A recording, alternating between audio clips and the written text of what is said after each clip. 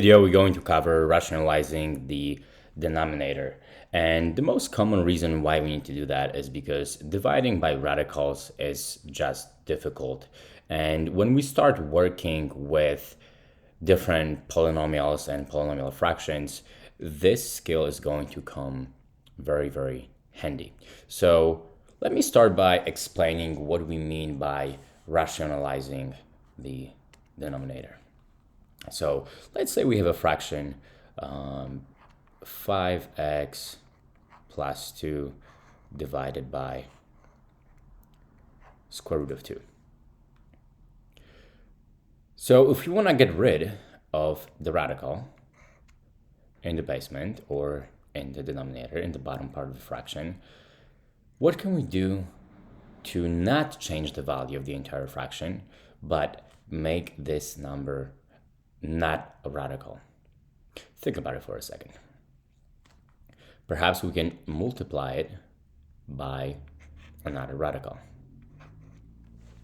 right? But if we only multiply the bottom, we are going to change the expression of this fraction. We are going to change its value, and we don't want to do that. We want to keep it the same. So we are going to multiply not by radical 2, but we're going to multiply by 1. But 1 can be written in many different ways.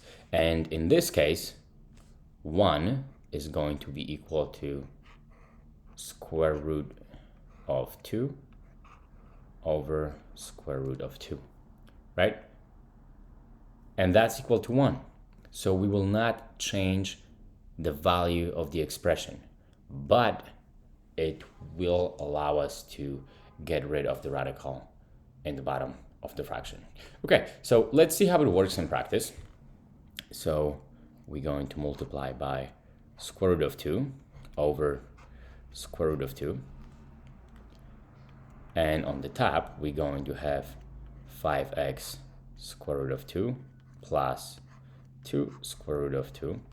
And on the bottom, we have square root over 2 times square root over 2, which is equal to, the top remains the same, so I'm just going to copy it.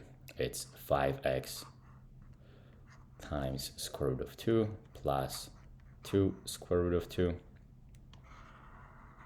divided by square root of 4. And you guys know very well that square root of 4 is simply 2. So we have 5x square root of 2 plus 2 square root of 2 divided by 2.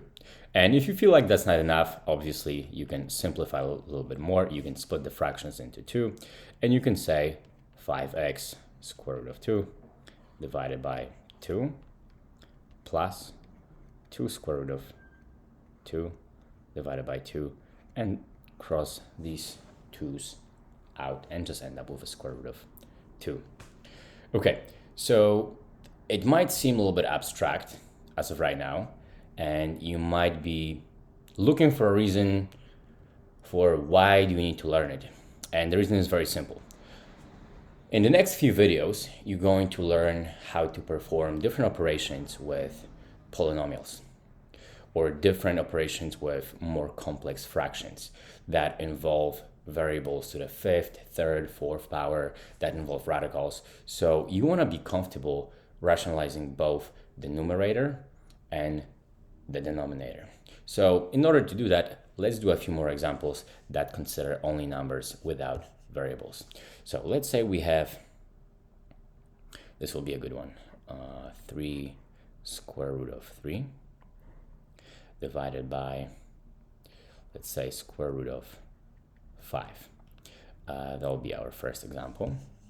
Our second example will be 27 plus square root of 2 divided by, well, let's do square root of 2.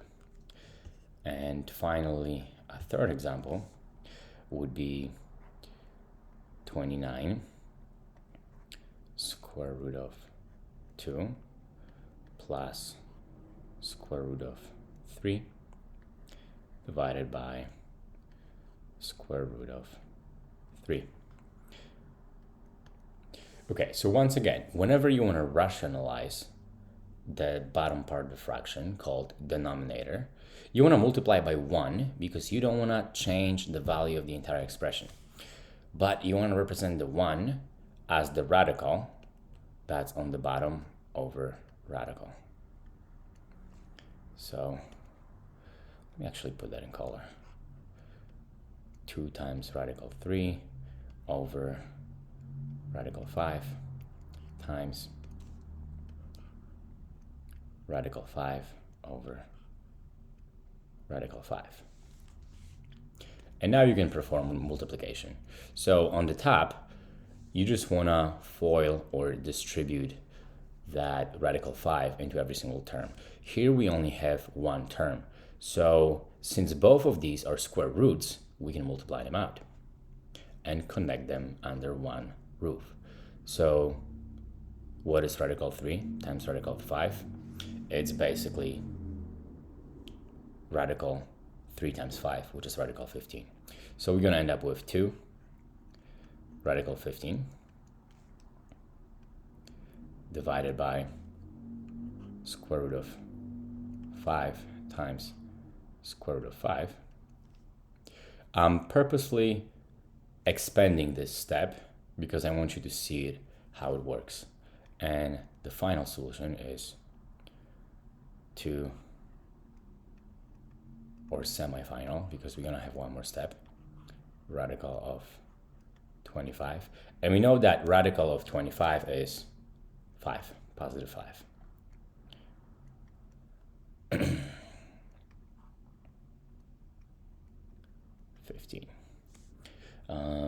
Okay, so the first example is very simple. Before we start rationalizing the second example, I want to point something out. Notice that on the top we have radical 2 as a separate term, and on the bottom we have radical 2 as a separate term as well. So maybe instead of rationalizing right away, we can split this fraction first and end up with 1 and only rationalize 27 over radical 2. I'm talking too much. Let me actually show you how it looks. 27 over radical 2 plus radical 2 over radical 2. So I split this fraction into two fractions. So basically reversed the process of addition. And notice that this part is equal to 1. So now we only need to rationalize this part. So for now, I'm going to skip it and add it at the end and let us work on 27 over radical 2. So once again, we want to multiply it by 1, right? But in form of a radical over radical. So radical 2 over radical 2. And this time, I'm just going to skip a step of writing it out as radical 2 times radical 2 and just say that radical of 4 is 2. And on the top we have 27 radical 2, and obviously plus 1 that we have to carry over from this step right here. And we have a similar case right here. So let me split the fraction. 29 radical 2 divided by radical 3 plus radical 3 over radical 3. And like we established before, this whole fraction is equal to 1. So now we just have to rationalize the denominator of this fraction.